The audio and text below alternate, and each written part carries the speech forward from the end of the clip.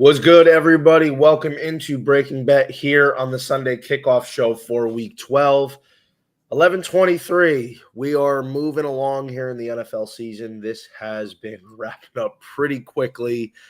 Getting into the home stretch for the regular season. And as always, I got my guy Brad Thomas here to help me break that down. Brad, what's good, buddy? How we feeling this Sunday morning? Dude, man, chilling, bro. This is actually like the first time in a couple weeks where almost every single game has good weather. A lot of dome games, but like the ones that aren't in domes all have good weather. So we should is the key word, see some action in the player prop market. Yeah, I'm definitely got a lot to talk about here. There's several plays that I like this week, several props, sides, totals. So we talked about that Thursday night game with Houston and Buffalo. I think I have to go back and play the tape. I think we both liked Houston with the points. Yeah, we like the points. Surprisingly, I got a little cute and I hit James Cook and I hit like longest rush. We talked about that, but like I got cute and then took James Cook again with Bills money line. Yeah. I mean, look, man, I'll say I thought the Bills were going to win, but then it's weird. I started getting like a weird feeling. Probably like an hour before kickoff, I'm like, maybe Houston's live here. Maybe Houston can get this one done. And look, the Bills had their shot. It's just, bro, Josh Allen 7 sacks, man. I mean, some of it was a lot. I mean, a lot of it was because Houston's pass rush is legit. Like Houston's defense being top tier was never in question. We talk about them every week and we say the same thing. Like, hey, their defense is really good, so they're always going to have a shot. And listen, their defense played awesome. It did. And they were getting after Allen nonstop. But a lot of these, like I would say close to half the sacks, maybe 3 of the 7, were probably on Allen trying to like run around in the backfield, make guys miss, thought he was Mike Vick, and just holding on to the ball too long. It was very bizarre. But I had a Khalil Shakir touchdown in there. And I'm like so mad because he had a really good game. He had 2 huge great game. The hook and ladder was sick. And he had that little orbit motion, catch and run. I thought he had a shot to score on that, but he didn't wait for Gabe Davis to block. I think it was Lassiter. He didn't wait for that. So there's some good props there. We have Khalil Shakir was nice. So that was disappointing that he didn't score, but big one for Houston. Now, Brad, we got some big matchups here today. And these are going to really start defining what we're looking at for the conference rankings, seedings, divisional races potentially. So let's start off here with a monster matchup in the 1 o'clock window. Indianapolis at Kansas City. This is held firm all week at 3.5. Has not moved. Indy's coming off the bye. Kansas City trying to avoid 3 straight losses, something that I don't know if it ever has happened in the Mahomes era with Mahomes not hurt, Mahomes thing. At Kansas City. So let me ask you this. Before I ask you, like, who do you think wins or covers? What do you feel like, or who do you feel like has the bigger advantage? Indy coming off the bye, 2 weeks to prepare, with a formula that travels, or Patrick Mahomes at home in what we could call desperation mode right now.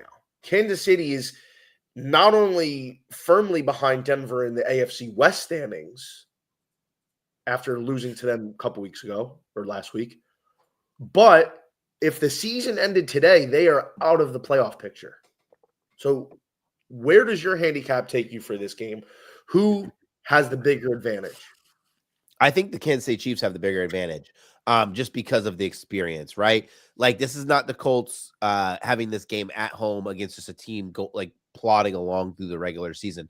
This is the Colts playing a Kansas City Chiefs team away from home. Yes, off the bye, 2 weeks to prepare, but this is a desperation Chiefs team. I actually am really interested to see the game plan offensively for the Indianapolis Colts, right? Because I want to take Jonathan Taylor first quarter rushing yards. He's it's a really high number, but it's not really so much about Jonathan Taylor, more so the fact that I think you have to get the ground game going. You can't let Spags just let his guys pin their ears back and make life difficult for Daniel Jones early in that game. And I think this is I think that's the recipe for success, right? Find success on the ground, give the defense a lot to think about, and then execute your game plan for the rest of the game. So I think the Chiefs have the advantage, but it's a really interesting game. Yeah, this is a tough one. I don't know why this is a 1 o'clock game, to be honest. But sorry, I'm a little sick here. Yeah, a little sick this weekend. But for me, the problem for Indy comes if they have to play from behind. Yeah. So it is imperative for them to play within a neutral game script, because if you're down a decent amount of points, that neutralizes Jonathan Taylor in the run game. You can still get it done in the pass game, but he's not as effective as he is on the ground. Now, Indy's defense is okay. I don't think it's great. It's for their offense, it's a very strong complement. Daniel Jones, in this type of situation, what does he do if he's forced to drop back 40 times, right? I think for me, this is going to be one of those classic games. It's 3 and a hook where it's a close game all the way through, and then maybe the last 5 minutes, Kansas City has one of these late drives where they go down, they score a touchdown, they end up winning by 6 or 7. Now, I liked Indy for the earlier part of the week. I think 3.5 is fair, to be honest. I don't think that's a terrible bet at all. I just feel like Kansas City comes out here strong. They know they need to win. Now, granted, they can win by a field goal, obviously, but Kansas City, Patrick Mahomes they know what's at stake. Like, this isn't even just to win the division. Like, their shot at winning the AFC West right now is on life support, which, by the way, we're all over Denver preseason in the plus 350 range to win the division. We were on that. But they need to secure themselves an opportunity to be able to make the playoffs. And when you look at the fact that they are sputtering right now and they need a win, this is huge for obviously the conference, but also just to get back in the win column here. I feel like Mahomes is going to be looking at Rashee Rice a lot today. I think Rice is going to have a big game. I think Kelsey could be strong today. But we know that Kansas City is going to need this one. I think they're going to win this game. And I think I'm going to lean with KC on the cover. I feel like this is a game where Kansas City is going to win by a touchdown late. And it's going to be one of those where both Indy plus 3.5 and KC minus 3.5 are right there for the taking. But I just feel like the Chiefs come out extra inspired today, knowing they have to get this done, because look at their schedule. They go at Dallas on Thanksgiving, which is a good matchup. Yep. And listen, I don't think Dallas is going to beat Kansas City, but their offense can move the ball and they play much better at home. Then the Texans they play. Now, they're home against the Texans, but their defense is relentless, as we've seen. So right now, that's not a gimme. The Chargers is not a gimme. At the Titans is probably a gimme. Then they play the Broncos again, which we know is not a gimme. And then they finish with the Raiders. So they have a few tough games after this week. They are in a position here where they have to win today in order to get themselves in a good spot for the rest of the way for them to be able to make that run. Yeah. Are we both on Kansas City minus 3.5? Yeah. Any other props? No, the only thing I was going to take was Jonathan Taylor first quarter rush yards, but I just can't bring myself to do it at such a high number. You would think, and it's not a number that I want to fade either. Excuse me. You would think that let's say the average really good running back is 18.5, maybe up to 21.5 for a first quarter number. He's all up to 25. Yet what's weird is his money is coming on his under for the full game. So I don't want to put my toe in that water.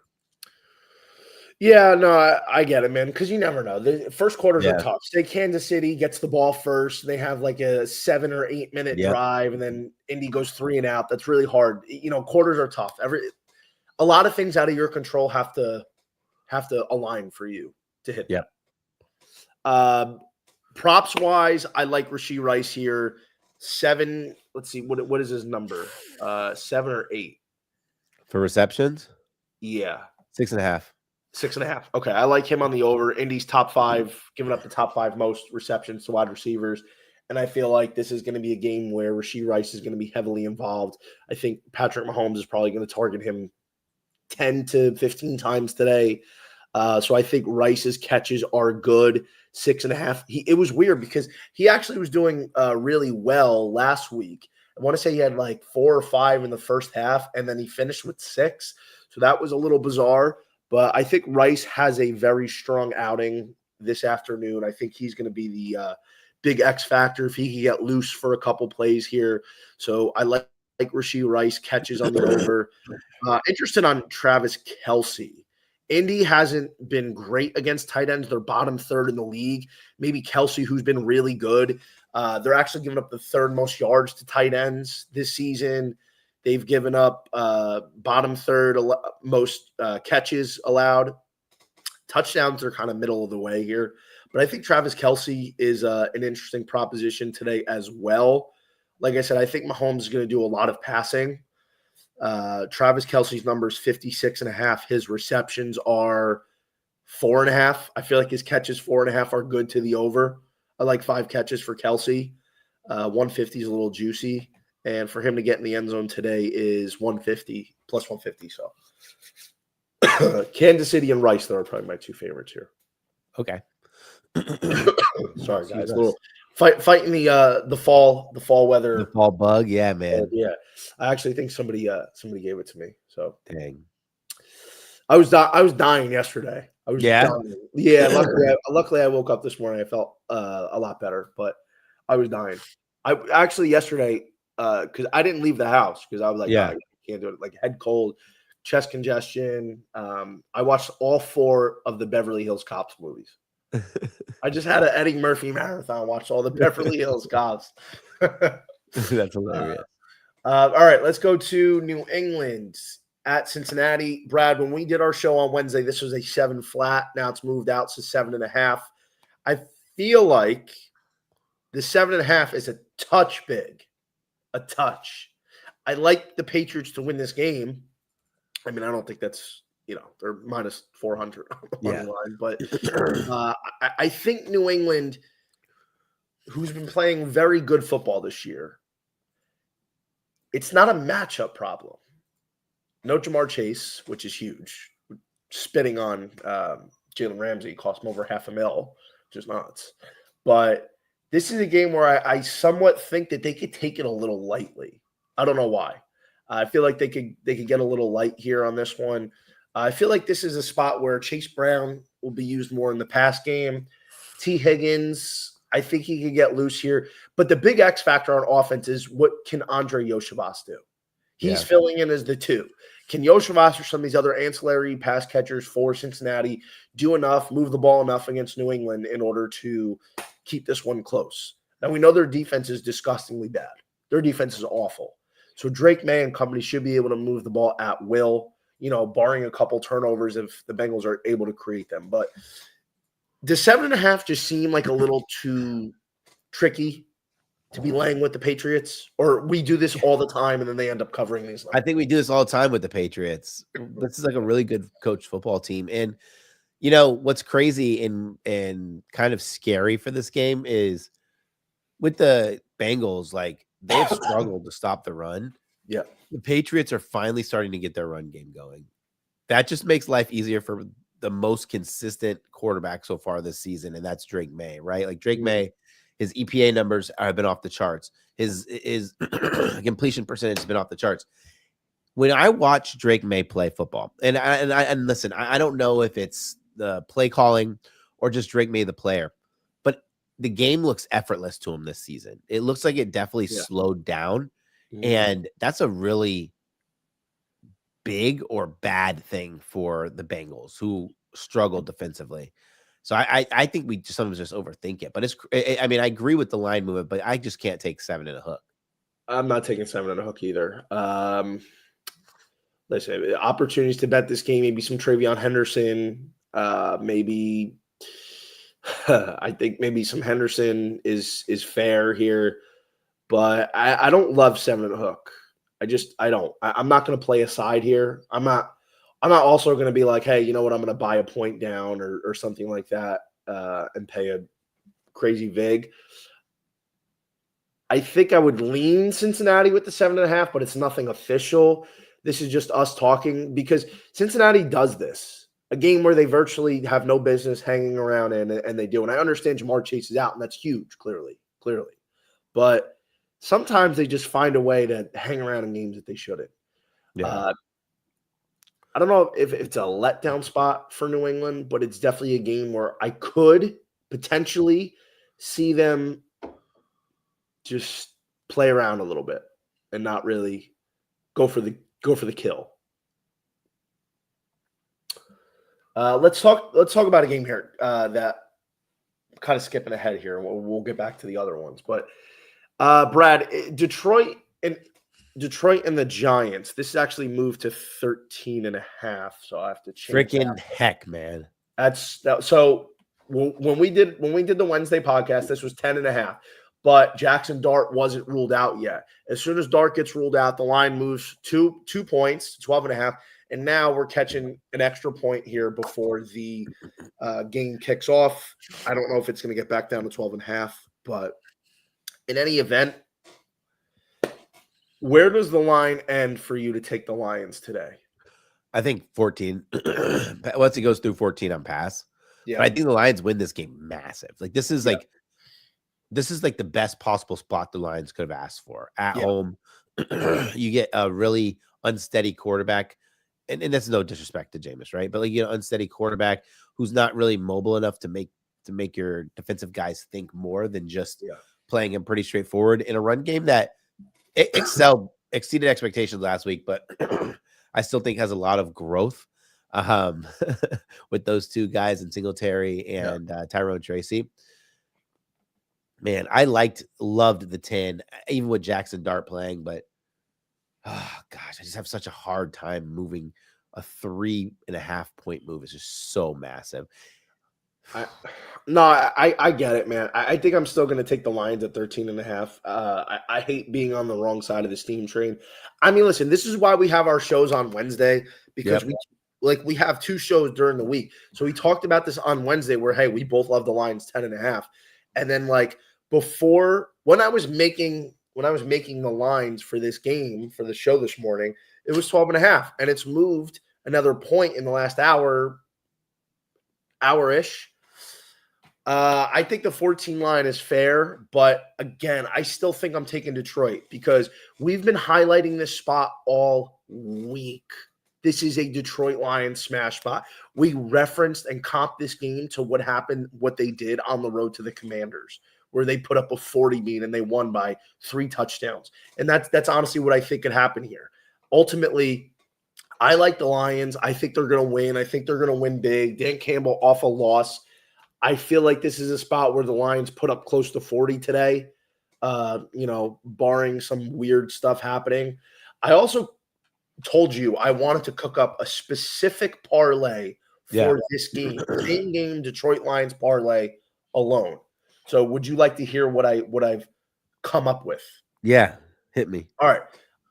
Again, I made this morning before the line moved, but if I bought the point down to 12.5, Lions minus 12.5, Jared Goff 225 pass, Jared Goff 3 pass touchdowns, Amon-Ra 60 yards, Jahmyr Gibbs 100 yards rushing, just under 30-1.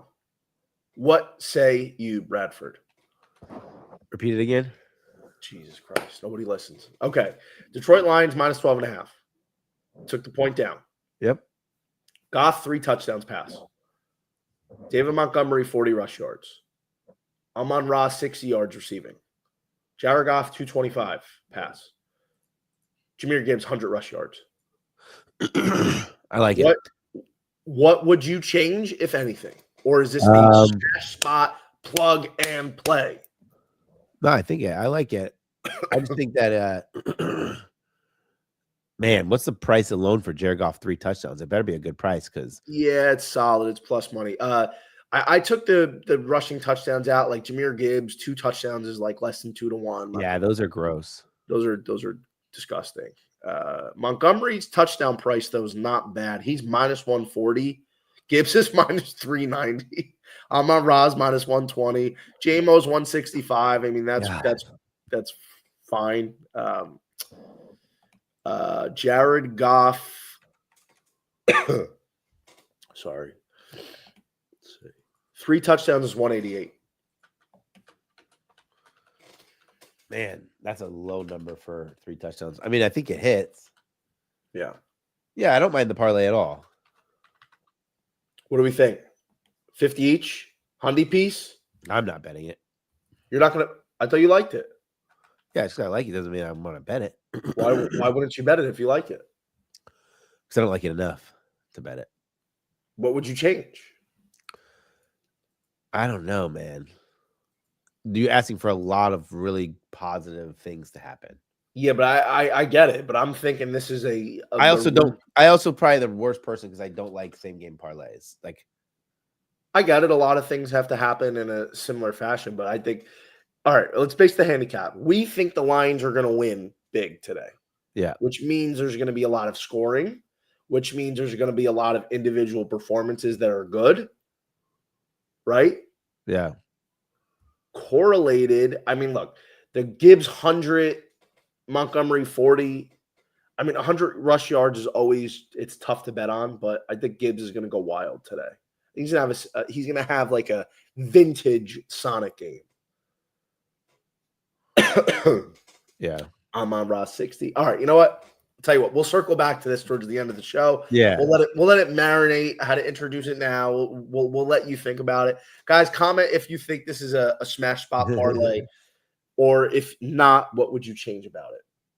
We're talking just the Lions individually, same game parlay. All right, let's go to Pittsburgh and Chicago, 2.5 points.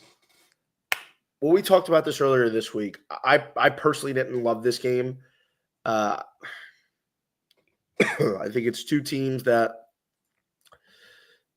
in the Bears have overachieved this year, and the Steelers really aren't that good, but then they show up at these weird times. Ultimately, I think I will go with Chicago because they've been a little bit more consistent. I think they have more ways to beat you. That's with or without Aaron Rodgers playing. So for me, I think I like Chicago 2.5. Now, I'm not 100% sure if they are projecting Rodgers in or out because they're not offering anything Aaron Rodgers prop related for passing. So that might be right now a number that can move on the other side of 3 if Rodgers is ruled out. But Brad, do you like the Bears here with or without Rodgers? Yeah, I like the Bears both ways. The Bears just keep finding ways to get it done, which I really think is the mark of a really good team or a team that's figuring it out. But also the Steelers, like their identity is gone, bro. Like even when the Steelers sucked, and I use that term loosely, but even when they weren't that good, their defense was always really good. But this is like one of the worst Steelers defenses we've seen in quite some time, which gives me a really like a lot of questions like with about Rodgers, right? Like Rodgers plays or doesn't play, that doesn't fix the defense. And the Steelers specifically are bad against the run. Now you have a Bears team who they've kind of turned their run game around, right? Like this is the Bears team who we kind of questioned DeAndre Swift's running ability, missing some holes early in the season, but that could just come from that like that off-season rust. And then now Kyle Monangai's playing some really good football as well. And then like let's talk about Rodgers again. Like Rodgers is just like the doctors are saying he shouldn't play, right? Like that's kind of weird. Like the doctors are saying he shouldn't play, yet you're still going to try to force it in there. I just think that, man, I think like you got to take the Bears here in this situation. Like you're getting even if Rodgers is playing, he said he thinks he can protect himself. Like it's not it's not that like he's good to go. He's going to be playing hurt, which is kind of scary. Props wise, you think Rome Daddy does anything today? I do. I think Rome has a good game. You know what's funny about 170 all of score. One guy 195 score. What's funny about all these is all of these player props, like for pass catchers, are all up in this game than what their normal numbers should be. Like than what I would not what my projections, but like what I would set the lines at. Like Colson Loveland is up to, I think he should be a 25 guy. He's 27. Who else was it? Rome. We talked about Rome. Rome is at 50 and a half. He should be 48, which I thought was off a little.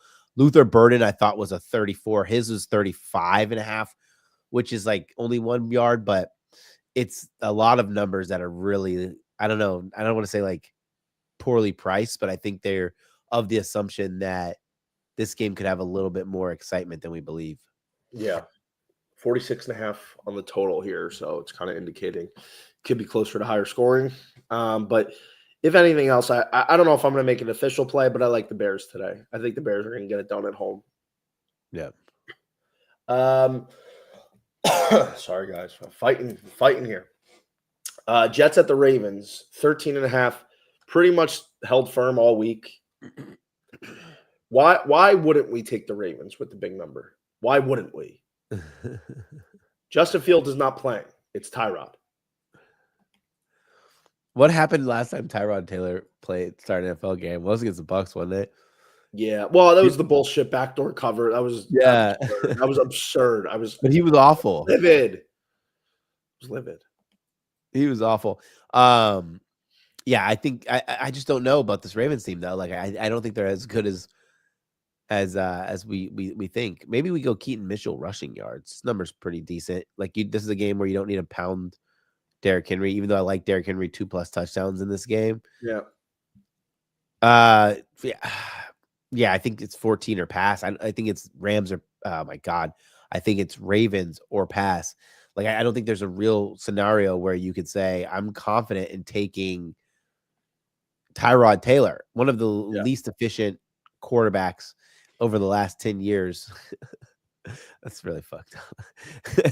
But his numbers are just so bad. I'm being hyperbolic. I'm sorry, but his numbers are so bad. It makes you like question, like, does this make them better? Right? Like you're benching Justin Fields for what? It's different if you have like, I don't know, a guy on his rookie contract waiting in the wings, like, and then you're benching him for another guy. Like you're a bad team. Why are you bringing in Tyrod Taylor? You think he's going to give you a spark that's going to make you win games? Like you've seen him play football. He's not. Yeah. All right. Here's the deal. I love the Ravens this week. I love the Ravens. And we talked about this. They haven't played a complete game, in my opinion, in a while. They managed to beat Cleveland last week, but I mean, they were dicking around the whole time. It really wasn't good football. The week before that, Minnesota, and it's a double-edged sword, right? Because I don't think they played well against Minnesota, and they still covered, and they still put up 27 points against the defense that's got a lot of individual talent, even though they haven't played up to the level that we saw last year. So when is that game coming? When they put it all together? This, to me, seems like a game where Baltimore could and should win like 37-3, 37-7. Like this is a game where I feel like Baltimore should be putting up anywhere from 30 to 40 points at a minimum and winning by a margin of close to 3 touchdowns or 3 possessions. I just like if they don't do that, then they didn't take this game seriously. And I think for Baltimore, they're not in a position right now with the Steelers leading the AFC North where they could be taking things lightly. That's not to say that, Baltimore is not a very good bet to get in right now. Maybe it's a look ahead. Possibly. You got the Bengals next week with Joe Burrow coming back. That's a Thanksgiving Day game, by the way. Maybe the Ravens keep it very vanilla. A lot of Derrick Henry, a lot of Keaton Mitchell. Simple pass patterns. Nothing too flashy. Definitely possible. Because not only is it, like I said, the short week with Thanksgiving, but now you're going to play the Bengals with Burrow coming back. That would probably be my only concern. But other than that, I don't know.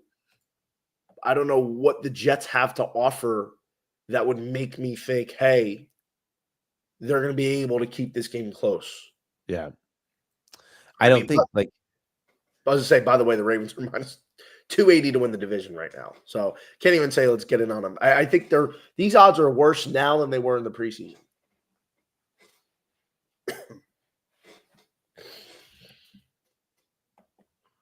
I think this is a Ravens spot all day. I got Henry in a parlay for 80 yards. I think Baltimore wins big. Oh, that's what I wanted to check. I forgot to check what Henry's 2+. I already bet it. I bet it's. I have something in there too. I don't even know what number I got. Yeah, it was around plus 250. Yeah, that's what I remember. Yeah, 240, 250. Yeah, look, man, I think this is a Baltimore spot. I'd be surprised if Baltimore doesn't blow them out. Yeah. Like I said, they could keep it very vanilla. They have a short week next week. They're playing Bengals, and that's always like a personal matchup for them. Yeah. And Burrow is going to be making his return, presumably. Are you worried? Are you worried about a look ahead? I know we had talked about this, but on a scale of 1 to 10, worried, I'd probably be like 3. Like, because the thing is, I try not to price that into my handicap. Like, it's definitely possible, but that would be the only thing. I don't want to sit there and say, well, I'm not going to bet the Ravens because they might be looking ahead to next week. You know what I'm saying? Like that, to me, that's not a good handicap. So, I'm not going to take the Ravens, who check the boxes across the board, have the matchup advantage everywhere, but I'm not going to bet them because they might be looking ahead. To me, long term, that's not good handicapping. I'm taking the information of what we have here, and I think 13.5 should be more like 16.5. And listen, if we're wrong, we're wrong. If they don't get off the bus, they don't get off the bus. But I think at some point, they have to put together a good football game. Like, obviously, this is a game that should not be close, but this, for morale and just your mental and psychological makeup, this is a good opportunity for Baltimore gearing up for a second half run to be like, okay, let's go out there. Let's do what we do. Let's not dick around, and let's drop 40 on them. Let's get some good momentum going into a short week Thursday night against the Bengals. That's what they need. They haven't really had that game. I mean, granted, look, they played overall pretty well against Miami. Miami was moving the ball against them. Yeah. A couple strange penalties turned that game from a blowout to probably a closer game, or vice versa. But I think the Ravens are a green light here today against the Jets. And I think the fact is, without Quinnen Williams, who's on Dallas now, I'd be surprised, man, if Henry doesn't put up a monster day. I'd be surprised. Like, that run defense without Quinnen is just like, it's night and day. Parting of the Red Seas. Yeah, it's night and day. I mean, Quinnen Williams is a difference maker. And, look, the only way I think Henry doesn't have a big one is if they get up so big that they just pull him. Yeah. That's the only way. It's my take on it. We got another big one here. It's come down, actually. Seattle was 13.5 all week, moved down to 12.5. Brad, is 12.5 still good for you for the Seattle Seahawks traveling west to east against the Tennessee Titans? No. That's like numbers too big, road game, cross-country travel. I did see that my bet that I gave out on the show, for anybody who didn't watch the Wednesday show, took a little bit of money. Let me just double-check to see what it's at now. Give me 30 seconds. What the heck? Here it is. Yeah, it took it only took like 15 cents, but that's Seahawks first half over 13.5. I think they have a chance to hit that by the first quarter. I wouldn't play it at minus 135, but if you want to devig it any, that's fine. For what? The Seahawks first half team total. What was the number? 13.5. Highest scoring first half team. Yeah. Wait, someone must have just bet it as we're talking. I just watched the odds boards move it. It's only 100. So now it's whatever. I like it. High scoring first half team. Yeah. The Titans aren't like the worst. They're allowing, I think, something like 9 or 10 first half points, which isn't great. I mean, I'm not firing it into it just because it's the Titans, but what I think the Titans' biggest weakness that the Seahawks will be able to exploit is their pass game, right? The Titans do not have a good run game, but I think in the second level, that's like their biggest issue. Now you have JSN just going at you and Sam Darnold kind of getting the time to throw the ball. I like it a lot. And you're playing indoors, which helps a lot. What? So playing indoors? I mean, I don't know. I just said that. You're right. Bro, I told you I'm tired, man. I stayed up late last night. A little slow this morning. Dude, is it me or can you find first half props anywhere? Yeah, what do you need? Where are you finding them? So FanDuel doesn't offer. I'm trying to see if DK's offering. Like first half team totals? No, first half player players. The reason I ask is because I want to see what JSN's numbers are for the first half. To do so for most first half is like first half touchdowns. Yeah, exactly. But I don't want that shit. I want to see what we can get. Wait, actually, I can find it. Hold on. You want JSN? Just get where are you finding JSN? I want to see what his first half catch number is. Yeah, I should be able to get that number for you. I know they do it for running backs, so they would have to do it for wide receivers, right? Like this is a perfect spot to take JSN first half catches. This is a typical game where JSN is eating and then they're blowing him out so bad that they have to pull him in the second half. Barely give him the ball. I hope it's a first half blowout so I don't have to sweat my bet. Like I want to hit it in the first half. That's like my biggest bet of the week. What, Seattle team total? Yeah, first half. And I'm okay with firing into their team total live if they have their first half spread is 6.5. Wow, that's good. -1 is juice, -135. I mean, I think they won. Dude, it's still spinning JSN. Okay, first half receiving. They only have receiving yards, not receptions. Of course. What's his receiving yards first half? Like 50? 53 is consensus, but there is a 49 on Fanatics.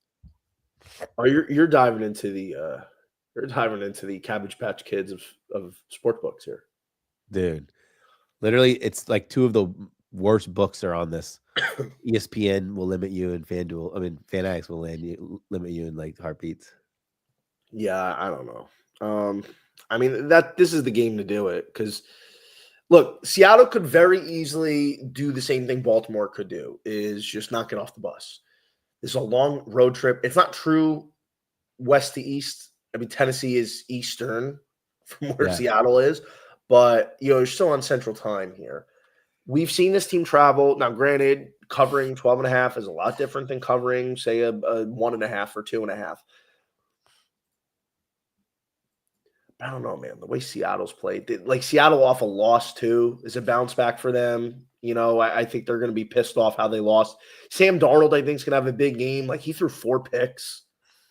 You know, he single-handedly probably kept Seattle from winning that game against the Rams. I mean, they lost by 2 points, and he still had a bad game. Yeah. So I think this is a spot where Darnold goes nuts.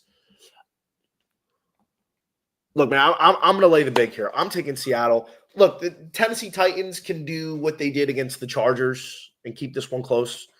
But Seattle's been playing a lot better than the Chargers have all year. I like what the Seahawks have. I think they're going to be able to get after it by land and by air.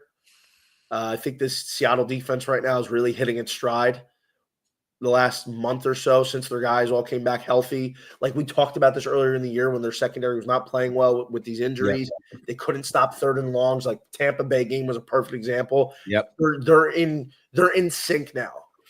They're Justin Timberlake in sync right now. I feel like the Seattle defense has a big one here, gets a couple turnovers. I think they're going to cover this number. I like the first half, 6.5. That's fair, but I think my play on the game is going to be laying the 12.5.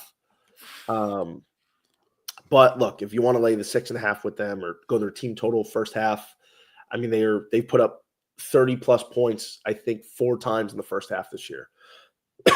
So that's a good one there to look at. Brad, I in a parlay, if you'd like to hear it, Let me pull it up. So I did a few touchdown parlays today, one of which was a 2-tutty scorer. I did 3 players for a 2-tutty scorer. I did King Henry, Okay. Jahmyr Gibbs, Okay.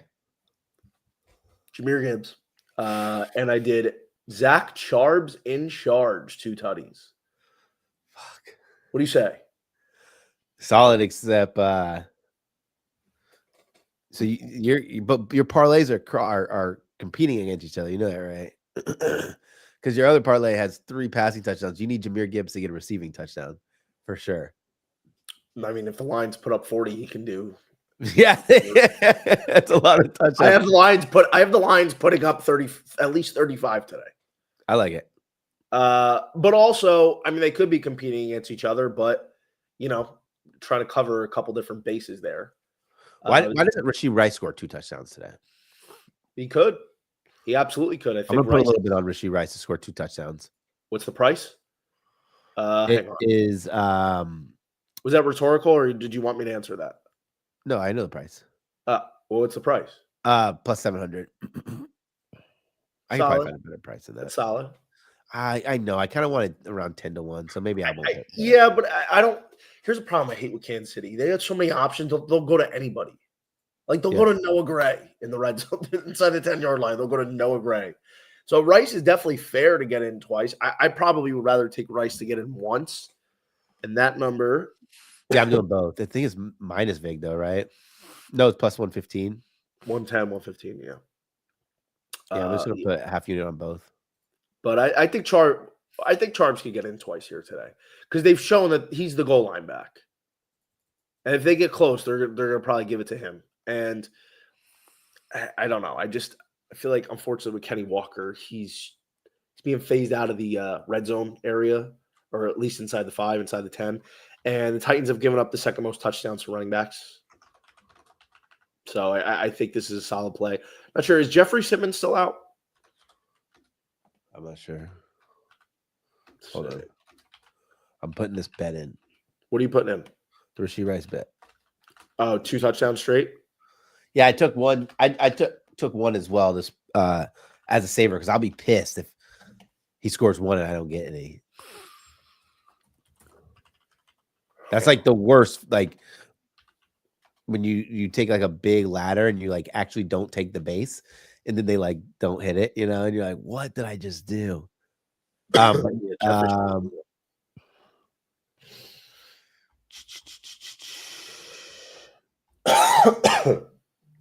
Jeffrey Simmons will play today.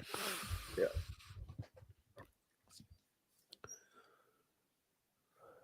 What props did I take for this game? I don't think I took any player props in this game. It's a tough one to take because you gotta be weary of a second half lopsided score. But I like Charbs to get in. I think Zach Charbonnet is a good bet to score today. He's plus 105. JSN's plus even money. Kenny Walks is plus 120. AJ Barner's 250. I think Tajay Spears is solid at 3-1. Chimeri DK maybe 5-1. Yeah. Anything else on this game? No, let's move on. All right. Minnesota at Green Bay. It is 6 and a hook. Brad, I'll let you start this one off. Dude, man. I was looking for like a reason to want to take Minnesota. Doesn't this feel like just like a stinky Minnesota spot, right? Like 6.5. Green Bay Packers dealing with some running back issues, haven't been playing their best football. Everyone's already like downtrodden on JJ McCarthy, but he just continues to the word impress is not right. Get the job done, I guess, is a better way to say it when he's healthy. I just can't do it though. Like, I just don't like this Minnesota team. Like, I don't like their offensive line's not good enough. They're not good against the run game. Aaron Rodgers officially ruled out. Go ahead and get your bets in right now if you like Chicago. Everyone listening, Aaron Rodgers officially ruled out. Line hasn't moved yet. No, they'll probably take it down in like 2 minutes. It's going to flip to 3. The 3.5. I would think it probably flips to 3.5. Yeah. Down. Damn, that was quick. Still on FanDuel at 2.5. Grab that in. Get that in. I'm fumbling, man. I'm fumbling. Fumble the bag, baby. I fucked this up. It's whatever. It wasn't meant to bet it. I wasn't meant to bet that. I literally. You're mumbling. You're not making sense. What are you saying? I literally went to go bet it, and I put the wrong amount. And then by the time I went to go delete it, it was over. Oh my gosh. That is gross. Whatever. I didn't want to bet it. All right. I can't believe that just happened. No way that just happened. FanDuel's got 2.5, so. Oh, all right. Well, while I don't know what you're doing, but look, man, I don't know if I'll have anything official. I have the Vikings in a parlay. I took 7.5 here. I think mini 6.5 is good. You know, you highlighted a lot of reasons why I wouldn't want to take Green Bay in a big number divisional wise. They just have not played a good game in a while. I'm not saying Minnesota's a great team. Like they're so hit or miss. But 6.5 points in a divisional game against a team that's not playing good football is a lot. And Josh Jacobs could be out today. Like they're taking him down to the wire. Manuel Wilson's solid. But like the thing is, if Minnesota's defense can play even somewhat solid, I think this is definitely a realistic shot for Minnesota to win. Like JJ McCarthy, I'm not a fan of him right now. I'm not. But I just think he's got to be decent. Play mistake-free football. Get the ball to Jettas, Aaron Jones, Jordan Mason. They have so many opportunities, so many ways to beat you. Like, I'm not sold on this Green Bay secondary. I think their front is good. Micah Parsons has had a really good year. But J.J. McCarthy makes a couple throws to Jordan Addison or Jettas or whoever. I think this is a game where it stays close, man.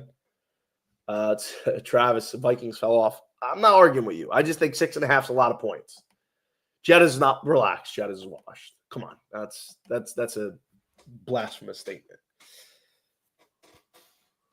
6.5 is a lot of points, man. I think a lot of points for division. I think I would take Minnesota. If I'm probably not going to play a side on this game straight, but I think Minnesota keeps this one close. I think 6.5 is just a big number for a Green Bay team who has not shown me anything along the lines of being a touchdown plus favorite. Yeah. Props wise, I probably won't do anything props wise because look, if Minnesota has like a repeat of what they had last week, where JJ McCarthy can't get the ball to Justin Jefferson, it's risky right now. And then we don't know Josh Jacobs if he's playing or not, and can't really bet the running back market. Like Jacobs might give it a go. I think 3.5 is good on the Vikings. 6.5 is like it's a big number.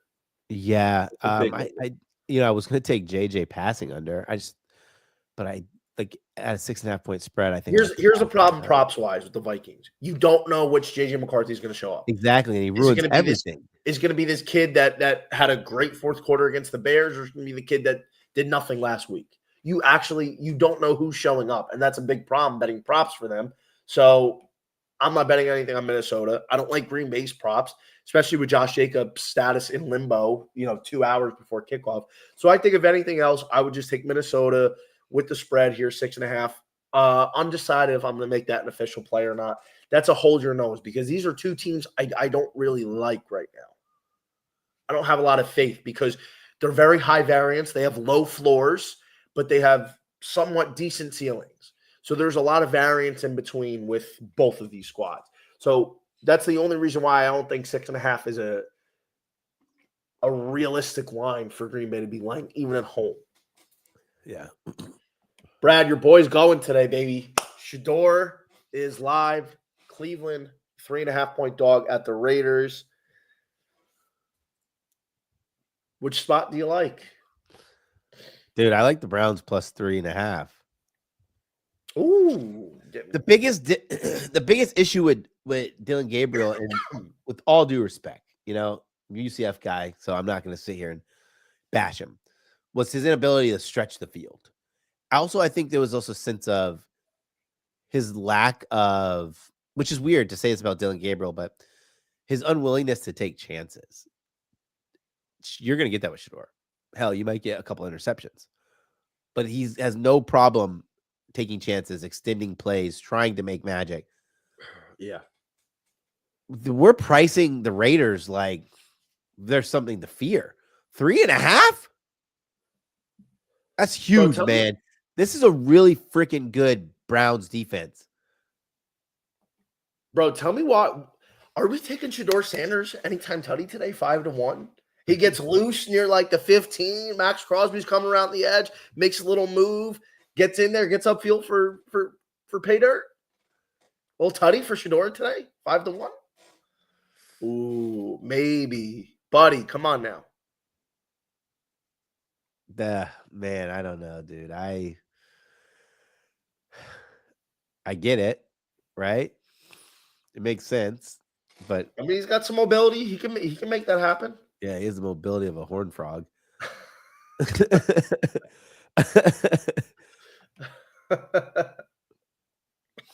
I just feel like if they're 5 yards from the end zone, they're freaking running it with Judkins, or they're freaking doing that freaking Harold what's the name? Harold Fannin tight end screen like they always do in the red zone.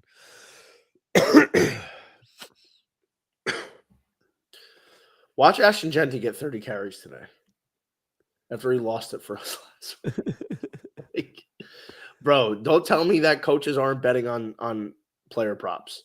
That's the only logical explanation that Ashton Genty got 3 carries in the first half last week in a relatively neutral game script against a bottom 5 run defense is Chip Kelly bet all his unders. It has to be. There's no other way.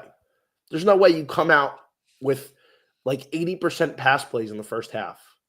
And then obviously you get down too much, then you can't run in the second half. Yeah. Chip Kelly was definitely betting on Ashton Genty's unders. Somebody go find his login. I think Shedeur 5-1 to get in today is a solid little sprinkle. I think he could definitely get in.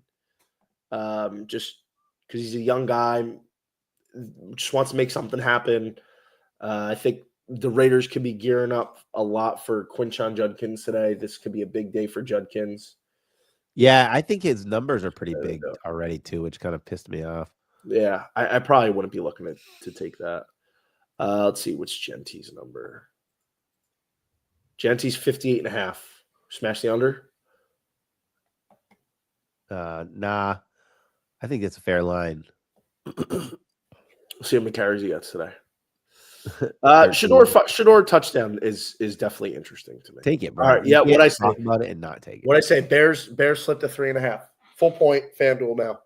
Yeah. You still feel good about the Bears covering 3.5? Yes. Yeah, I do too. Could get some buyback on Pittsburgh. Get this to a flat 3 before. I will be interested to see what the pros do. Those guys who only attack sides, the movers. I want to see like what happens. To be honest, though, to be fair, I think a lot of them probably had the feeling that Rodgers wasn't going to play. Yeah, that's what I'm saying. That's why I'm interested to see if they take the 3.5 with the Bears or the Steelers. With the Steelers, because that line had to be priced in, right? Like, yeah, I think it did too. All right, let's go to Jacksonville and Arizona. It's held firm at 2.5 all week. Brad, I got to tell you, I like Arizona in this one. I think Arizona's a live dog today at home. Jacksonville's traveling east to west.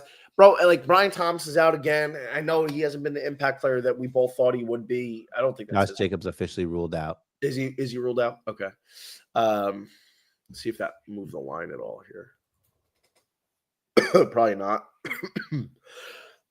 Sorry, guys. I'm sick this week. It's okay. I was probably baked into the price. I don't know, man. I'm just not impressed with Jacksonville. I don't like them. I didn't buy the hype on them coming to the year. I wasn't drinking the Kool-Aid on the Jaguars. And I know Arizona's a weird team. I think this is such a letdown spot for Jacksonville, right? Like Jacksonville blows a 3-possession lead to the Texans, a game they easily should have won. I think they sort of did the same thing to Vegas. They kind of let Vegas hang around. Won that one in OT or at the end of the regulation. Let me confirm. Memory's going to shit lately. Yeah, it was OT. Okay, it was OT. Because the Raiders didn't get the 2-point conversion. Yeah. And then, bro, they steamrolled the Chargers last week. That was nuts. I don't know if the Chargers were just booking early trips to Cabo for the bye week this week. They didn't get off the bus. If the Chargers got some Xanax slipped in their midnight snacks or what it was. But Jaguars, whether they were pissed off or whatever that came to be, 135-6 last week. That's an outlier. That was a shocker. I don't know. I don't even know how to categorize that. Like I don't, because it was bizarre because that's not the kind of team they are. Now, granted, they basically put up 30 points in 3 straight weeks. Buddy, I don't know. I think this is a massive letdown spot for Jacksonville. I think it is too. The cross-country aspect's the biggest. And I saw the quote about how the players were highlighting Liam Cohen and like the energy he brings and like the talks he gives. I feel like that's not always a good thing, right? Like it's not always good when you're relying so heavily on your coach's motivation, the motivation factor. Your coach motivates you. Like how many of those a season do you need, right? Like, yeah, I think the 2.5's fair. You know, it's funny. Remember when Michael Wilson was like 25.5, 22.5. He's 60.5 this week. Yeah, well, he went nuts. I think he was the high receiver of the week last week. Yeah, look, man, I like the Cardinals. I think Brissett's solid. I'm starting him again in fantasy. I don't have the True Media login here, but since he became the starter, I'd be curious to see how many guys are better than him in fantasy the last like 5. Who, Jacobs? Yeah. 5 weeks, 6 weeks. But look, man, you know what you're getting when Brissett is captain of the ship steady. Other than that one outlier, really, against the Seattle Seahawks, where 2 strip sack scoop scores changed the game. I mean, I don't know, man. I know it was a big disappointment for us or for me, but I mean, I like what Brissett's doing with Arizona's offense. I know they got the shit beat out of them last week too against San Francisco, but I mean they give up 41 points. That's a defensive issue. But I like Arizona here on the bounce back. Jacksonville's, in my opinion, really not that good. I know ETN's played good this year. He's had a bounce back. Trevor Lawrence, I'm not sold on. Like, and we have to ask ourselves, why has this been 2.5 all week? This has not moved. This has been 2.5 all week. Like, I feel like I'm reading the tea leaves here. If there was a lot of strength on Jacksonville, this would have got to 3. Do you agree with that or no? Yeah, 100%. I feel like someone's holding it down. Like listen, I'm probably sure the public split is on Jacksonville, and then there's probably a lot of sharps on Arizona keeping this under the 3. Can you check on that real quick? Yeah. Check your splits.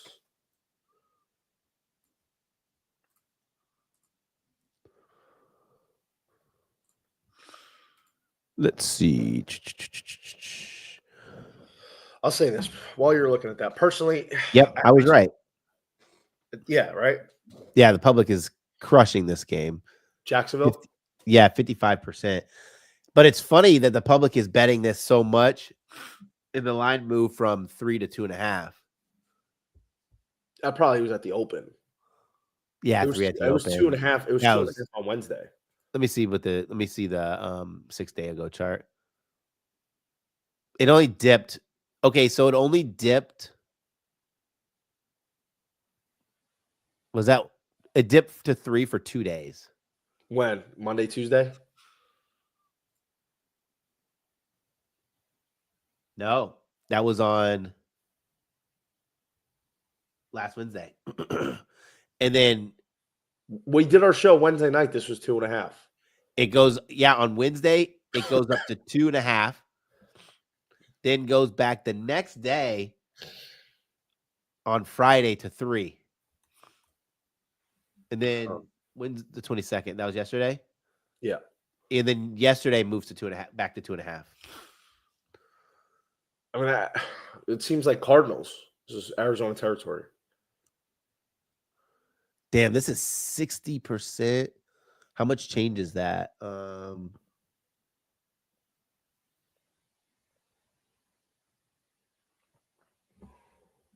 change.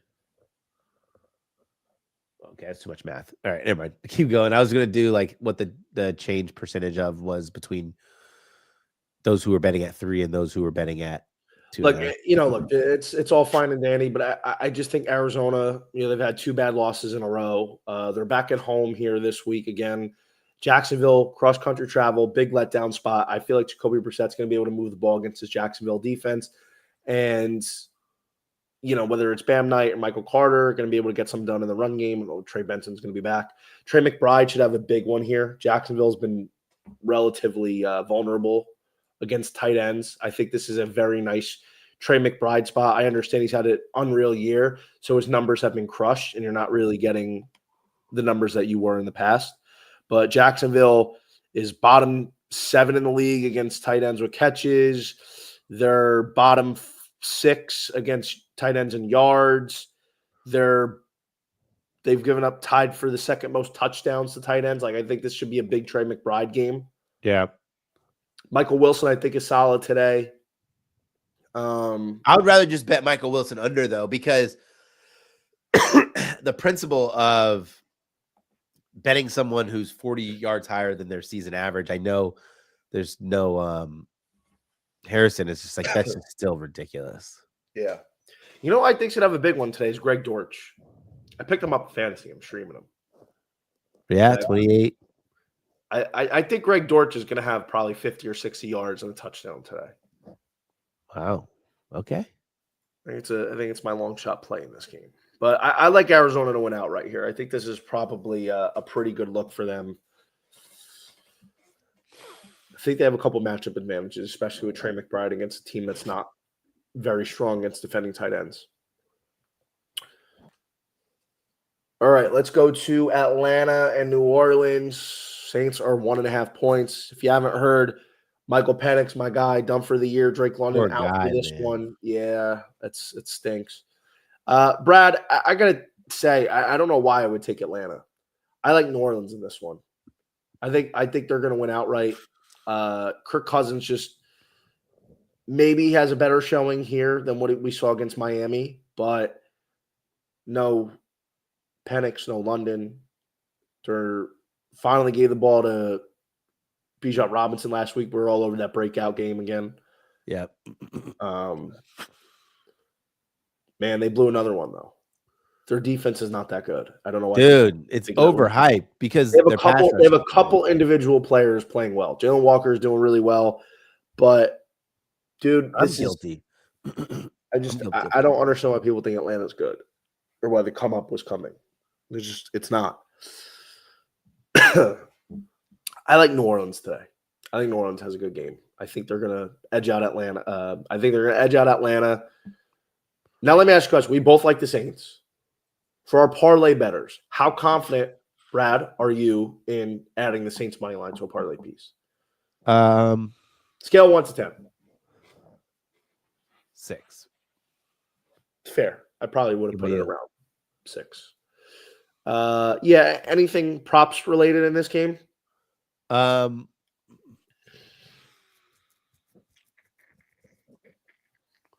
Damn, this is a hard prop game, dude. It is. I took oh my god. Let me go back and see what number I took. I took Darnell Mooney. I think he's going to be the biggest sucker play this week, Mooney. I took receptions.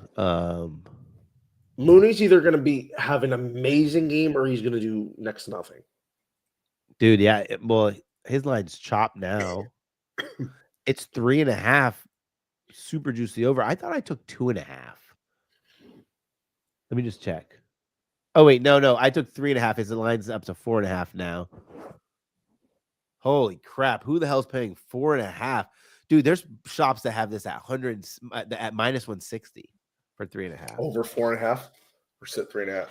3.5. Consensus is 3.5. Maybe Chris Olave, 170.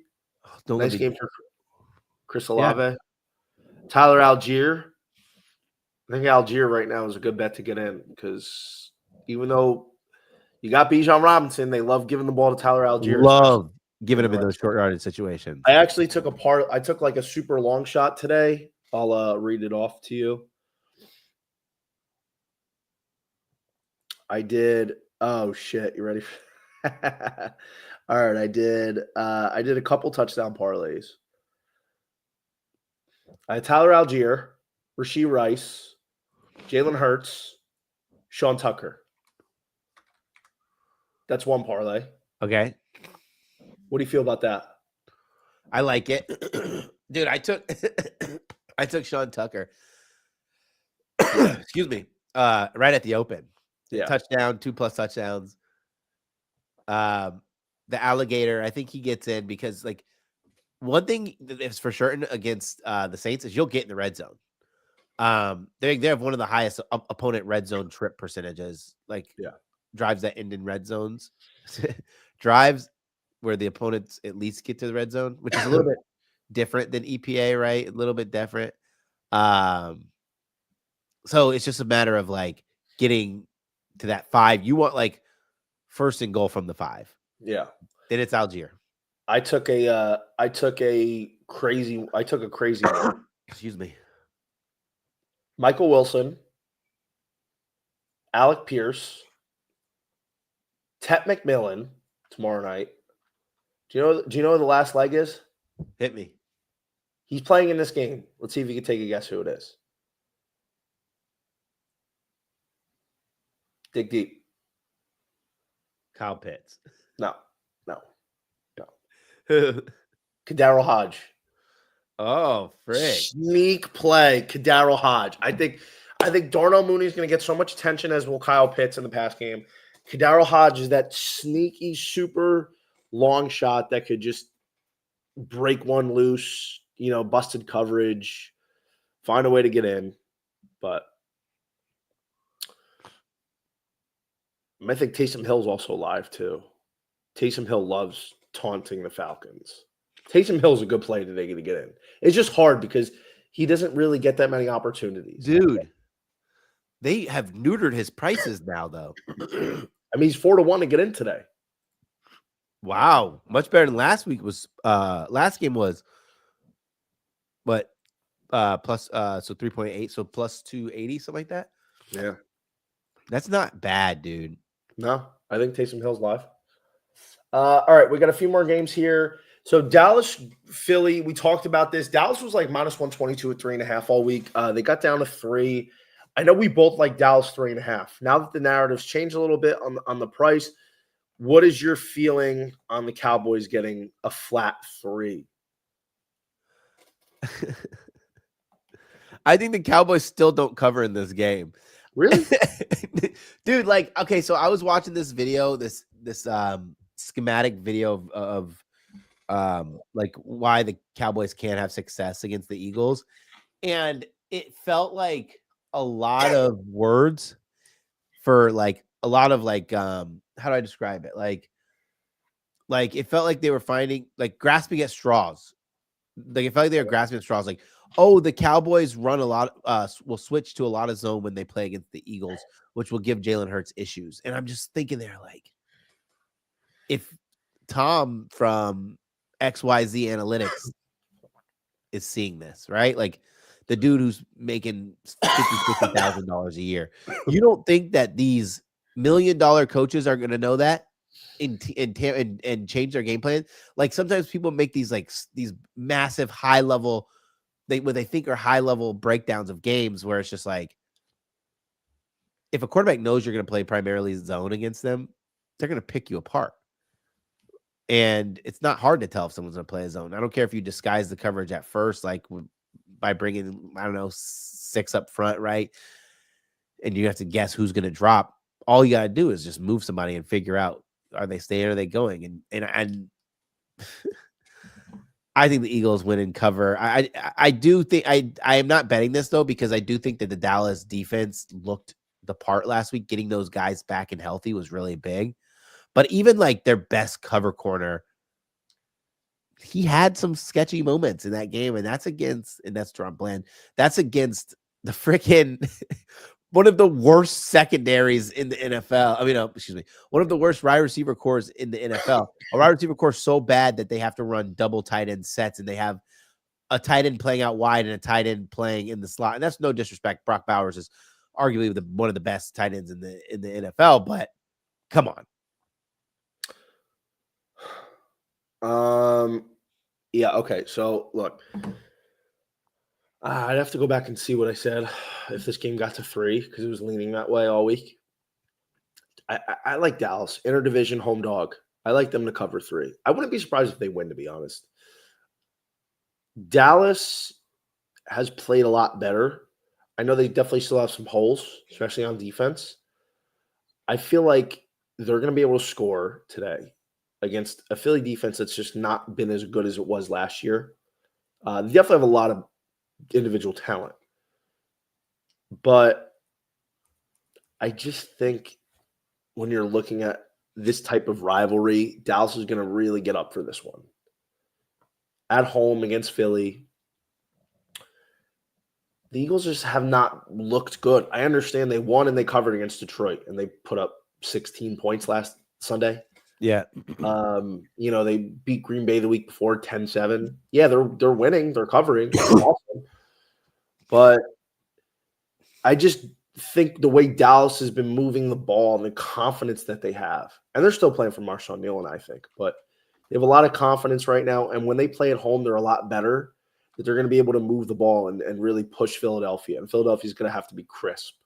I'm not saying Philly won't be able to score and move the ball on their own accord, but I just take 3 points at home here with Dallas in a spot where I think they're going to be extra amped up today. Yeah. I just don't love what I'm seeing from Philly. And I know they're getting the job done. And ultimately, it's win ugly, win pretty. It's the same thing. But I just feel like the way they've been playing, you can't continuously expect to win like that. I'm going to go with the Cowboys getting the 3.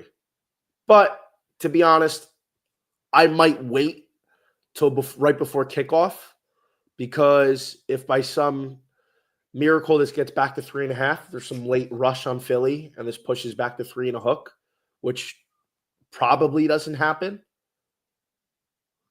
I don't think this is going to get down inside 3. Yeah.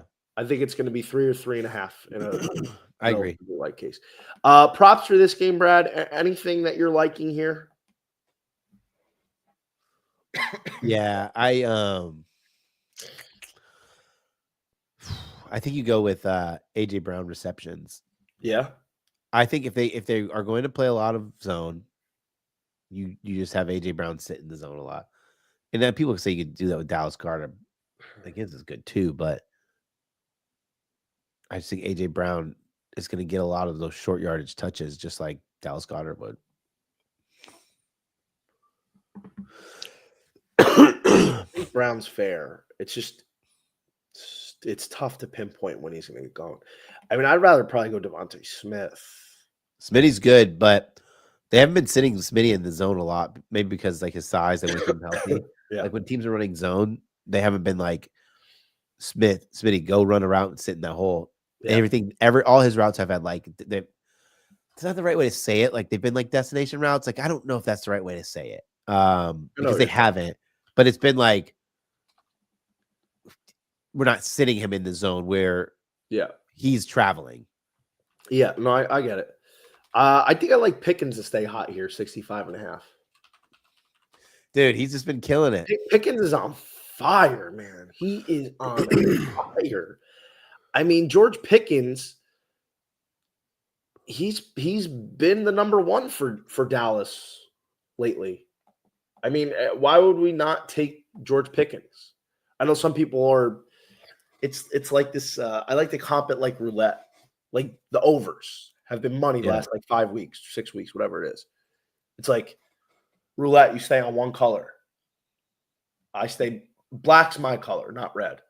And if black's hit 5 times in a row, am I going to switch to red because I think black is due to lose? No.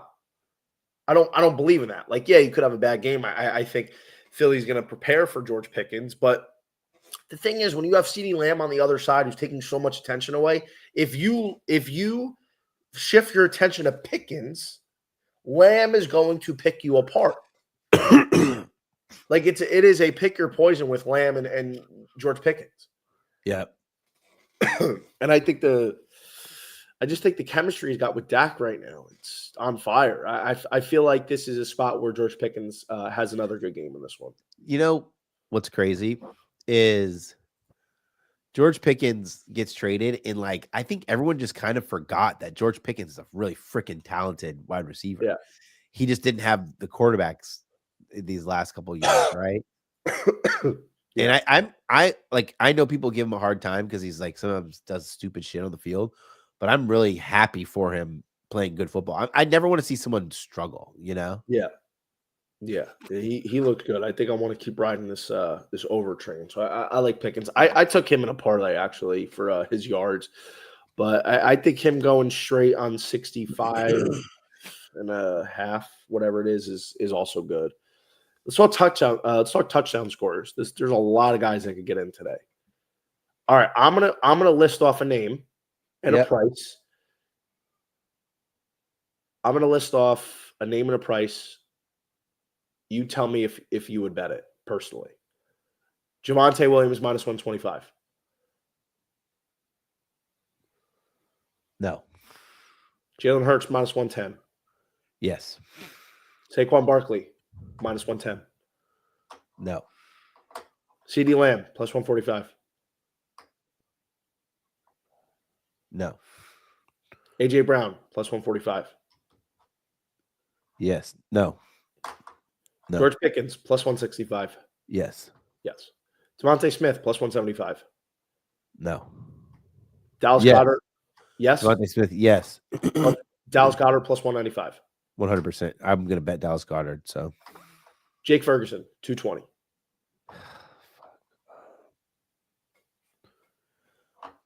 No. Okay. So for the most Jake part, Ferguson's price is not bad though. Like, no, it's not bad. For the most part, I agree with you. Javonte Williams, he had a good game the first time because Jalen Carter got kicked out 5 seconds in. So Javonte Williams minus 125 against this Eagles defense. I'll be honest, I won't be surprised if Javonte Williams scores, but I don't think he's going to score today on the ground. I think he would have to score through the air. Hurts, always a bet. I got him in a parlay today. Saquon, it's so hard for Saquon to score inside the 5. Saquon's got to score from a distance run. Lamb, 145. I don't hate it, but I would rather take Pickens at 165. So I agree. AJ Brown, I don't like betting AJ Brown right now. Him and Hurts are butting heads. There's just so much friction. Devontae Smith for me would be the bet at 175. I like the Smith that because of the explosive play rate that the Cowboys pass game gives up.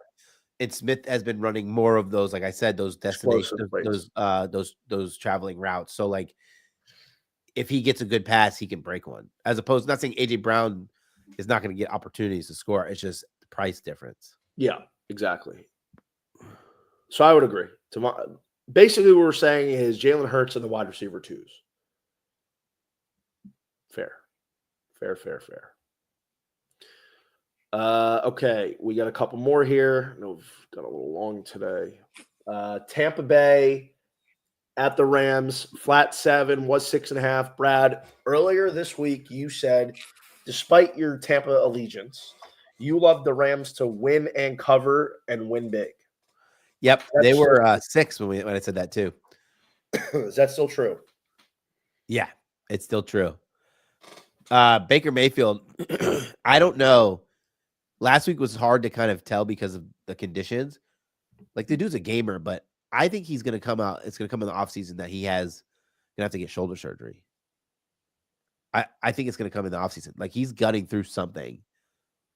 And I don't know what it is. It's like one thing about Baker is he's always been willing to take shots downfield. Doesn't matter. Right? Like, excuse me. Not bad, y'all. From Oklahoma to Tampa Bay, Baker has always been willing to take shots downfield. Over the last few weeks, it hasn't been happening. He hasn't even tried. Like, that's scary. I think the Rams are going to be able to get a lot of pressure. I think also like our secondary, ours to say in the Bucks, has been kind of disappointing. I know it's a lot of young players in that secondary, but for Todd Bowles to be a defensive coach, the defense is not giving enough. Grundy's good. What do you think about this game? What do I think? It's hard to separate them. Like we both really like Tampa. And Tampa's just been in this spud. They scored 32 points and still didn't even. That's so freaking brutal, man. I mean, Josh Allen really, he went nuts last week. I think what we've seen these last few, really since that Detroit game, the injuries are just starting to take a toll on this team. Like Baker Mayfield just can't do it all. And it's unfortunate because I think he's played at such a high level this year. And he's doing it without Mike Evans for most of the year. He's doing it without Chris Godwin all year. He's relying on Ibuka, who is a dog, no doubt. But that's one rookie receiver. And he's having to get performances from like Tez Johnson or Sterling Shepard, Kate Otten. He's without Bucky Irving. Their offensive line's been hurt since before the year started. Their defense had spurts where they were playing really good, but lately it's just not happening. And listen, maybe they get up for this one, right? Maybe they have a big game and they go out, travel from Tampa to LA, which is a long fucking flight. Maybe they do. And maybe they cover, maybe they win, maybe they get blown out. I hate to do it, and I understand why the money's coming in on the Rams. I don't have anything to bet off of Tampa right now. Like LA is top heavy,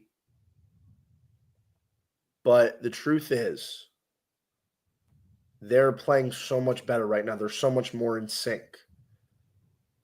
And I don't know if the Tampa defense is going to be able to stop the Rams offense outside of a couple picks or something like that. It sucks, man. It sucks because Tampa's good, and just if they had a couple things go their way injury wise, I think we're having a much different conversation. Yeah, but maybe we're wrong. But excuse me. I think the Rams are going to win and cover this game. I think the Rams are going to win and cover, and I hate it because I hope I'm wrong. I hope Tampa wins, but I'm going to lay the 7. Like I had a couple days to think about it. I'm going to lay the 7 with the Rams here.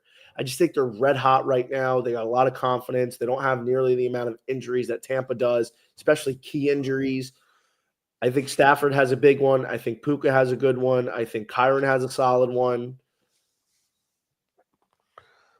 At the end of the day, I think Tampa could overcome all these injuries offensively if their offensive line wasn't as hurt as they were. It's so banged up, but the offensive line played pretty good last week. Like, yeah, I mean, all things considering. Yeah, I don't think they can. I just think there comes a point where the injuries are just too much for them. That's my honest opinion. I'm going to go with the Rams here. I think there's some good prop opportunities here. Do you have any that you like? Yeah. Let me go to it. So I took Sean Tucker over. Shit, that one went up quite a bit, huh? No, it only went up 1 yard. That's fine. I took Sean Tucker over 40. I think I did 48.5 rushing yards at 49. It's a big number for a team that could be playing in a trailing position, but I just think he gets a big workload. Mm-hmm. Rams' biggest part of their defense has been their pass rush and then their pressure. I think the Rams can be run on if the Bucks want to stay committed to the run. And then given how thin they are at wide receiver, I also think that just opens the door for Sean Tucker, right? Like they have to lean on the running game, and it's going to be Tucker. Next week they get Bucky Irving back, so you don't have to battle that. You'll be battling Rashard White, but Rashard White has been very inefficient in the run game. So Tucker, after having a big game, I think can have another big game. I also lean Baker Mayfield over 13.5 rush yards.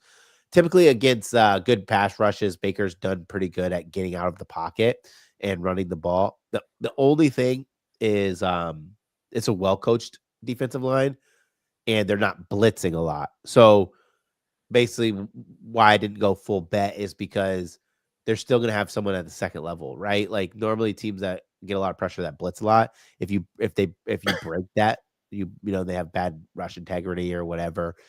There's a lot of room at the second level. So I think those Baker runs will be like of the 2-yard variety instead of having like 2 8-yard runs. Yeah.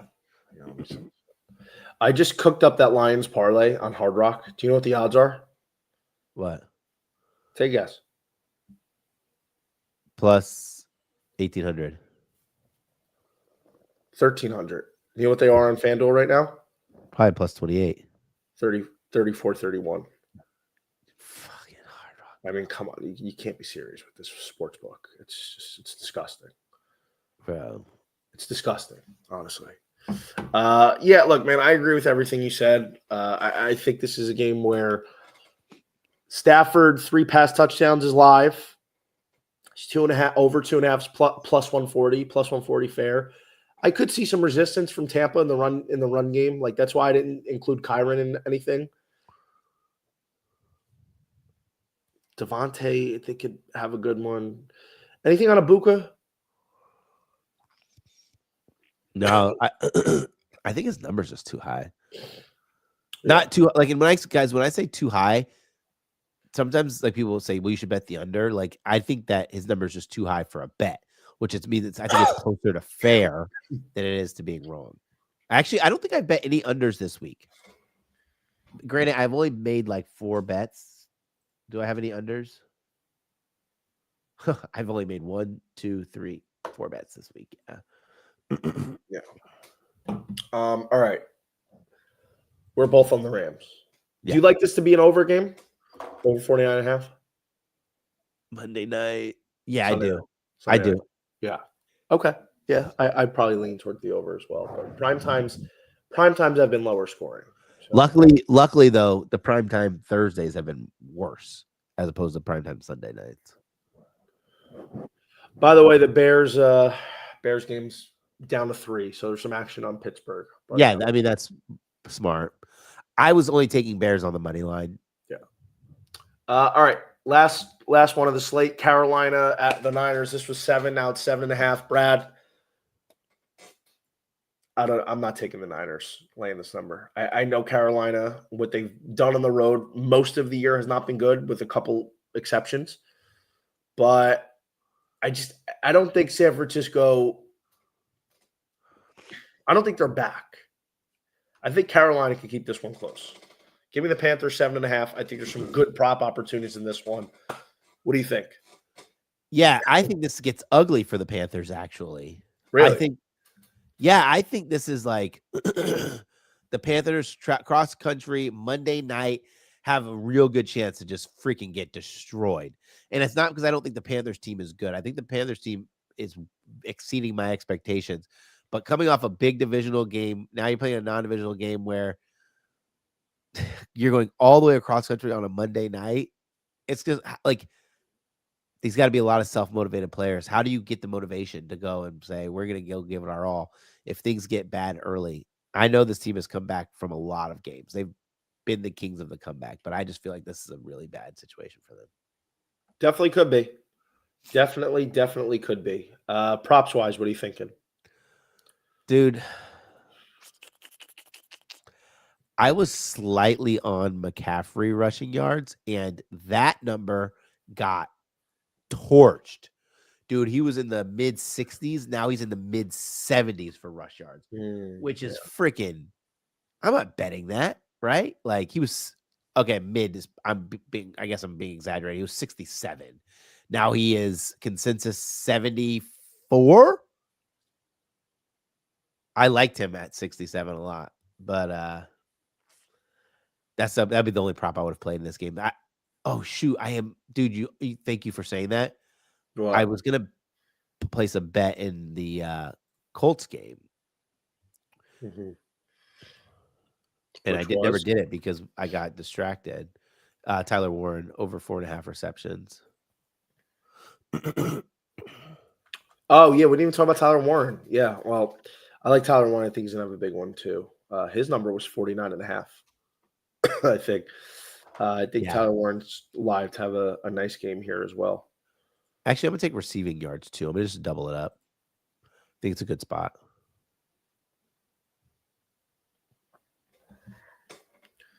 That's a good spot there. I think Tyler Warren's gonna have a big one. All right. Well, look, I understand your thought on that for sure, but I am gonna hold firm with Carolina getting 7.5. Dude, so. It's probably good that I'm saying that because I have sucked on primetime. Like, I don't know what it is, bro. And the last 2 primetime games are really good. That is a flash in the pan this season, bro. Like, I had 2 good primetime games in a row, and I feel like all season I've been fighting myself. Like, dude, and it's been like not best that I've even been close, man.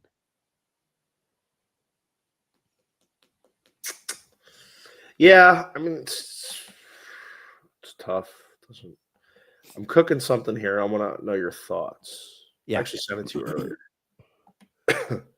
This is why I hate Hard Rock. This same parlay I just cooked up, 47.88, 6-leg touchdown parlay. It's over 100 to 1 on FanDuel. I mean, like we can't be serious. Yes.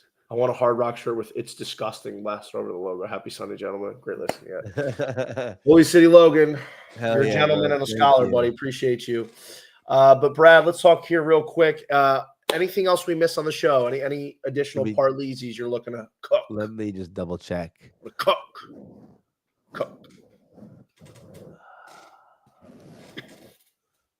Dude, I know this is like square as hell, but I think this week's a really good week to get down on the big faves. Seattle, New England, Detroit. Just take all the favorites? Yeah, I think they all win, all cover, but I could think you do like 1.5 on money lines, and then you do 0.8 on their spreads. Okay. So it's like 0. Yeah, the math. All right. The math well, it wouldn't be a Sunday show if we didn't cook our Sunday parlay. So let's get to work here. All right. Real quick, I want to know your thoughts about this.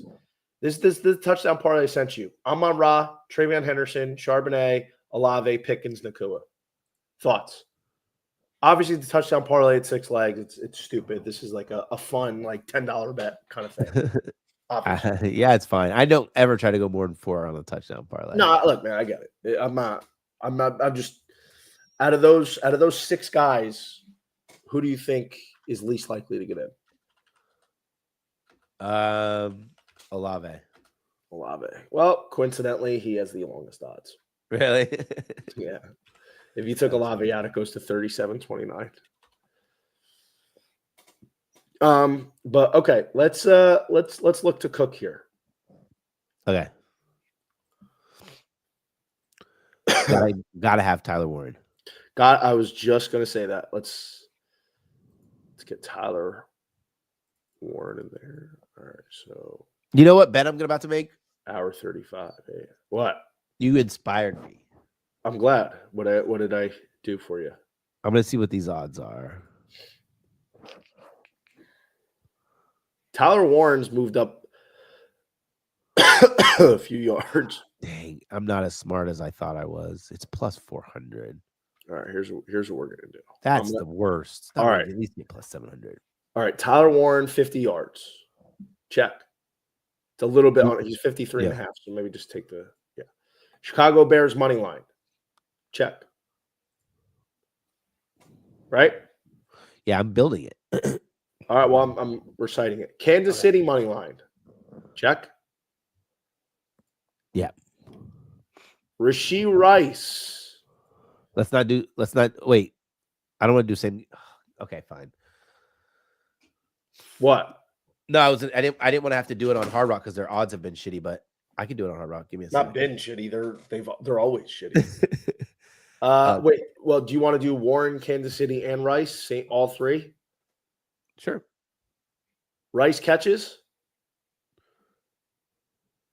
I don't want to do Rice. What do you want to do? Yeah, we can do Rice receptions. It's 6.5 this week. If you don't like it, say it. No, it's fine. It's 6.5 this week. It's normally been 7.5. Okay. All right. So we got Warren 50, Kansas City money line, Rice 7 catches, Chicago Bears money line. That's 4 legs. Why can't I find the Bears? Oh, there they are. 4 legs so far is +6, +681. Okay. Do we get risky and throw Arizona money line in there?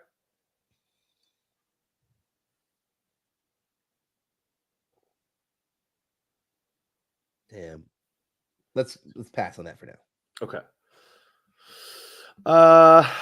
Rams -7. Yep. Okay. Tampa. Oh, Jahmyr Gibbs. Woo-hoo, baby. What are we doing? Jahmyr Gibbs 80? Okay. Okay. 6 legs. Warren 50. Rice 7 catches. KC money line. Chicago money line. Rams -7. Jahmyr Gibbs 80 rush. What does that pay out on Hard Rock? +353 +3485. Wow, it's better on Hard Rock than FanDuel. Who would have fucking guessed? All right. Are you good with those 6? Yeah. So I'm going to show you the trick to what we're going to do here. Yay or nay? Yeah. Saints money line or no? Fuck no. Okay. All right. You know what we're going to finish off with? What? We're going to throw San Francisco money line in there. Why are we going to do that? So you can play the dog at the end of the day. Yes, for a middle, not a hedge. So what are those 7 legs bring? 4,382.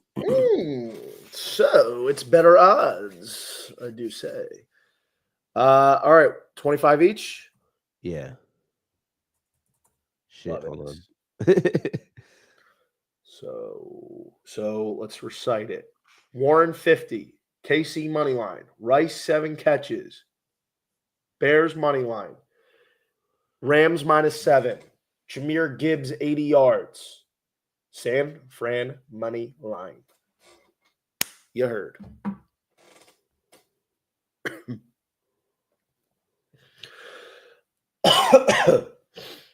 All right. Dope. Good to go. 25 each. We're hitting one of these. This is the week. This is the week we're hitting one of these. You sick too? Bro, I think so. I've said this morning. I think I'm getting sick. Everybody's sick. Everybody's sick. Tis the Well, I season. was at the Florida Classic and I tailgated too. So like, I already know, bro. You know, like I saw you out there. all Yeah, those people. yeah. With any luck, I get to stay home by myself and I talk to anybody for Thanksgiving. Just football, not football for 12 hours. I love it. Bro, I'm going to freaking gonna be at the casino. What day? Nah, I'm going to Mississippi. Interesting. I leave on Thanksgiving. I do love it. But all right, Brad, anything else that you're looking at today? No, man. I think we had a good show. I think we had a really good show. It was long. So I want to say thank you to everybody that was tuning in with us this morning, locking in for an hour and 40 minutes on this Sunday, taking time out of your day, bringing you some goodies, man. We're gonna have a big Sunday here. I think we're gonna eat today. Hell yeah. One thing we missed. What? In the parlay. Did you lock the parlay in already? No.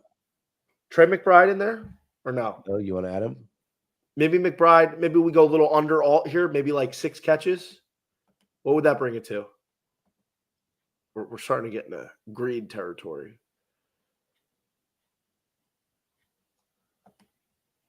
It brings it to 5,200.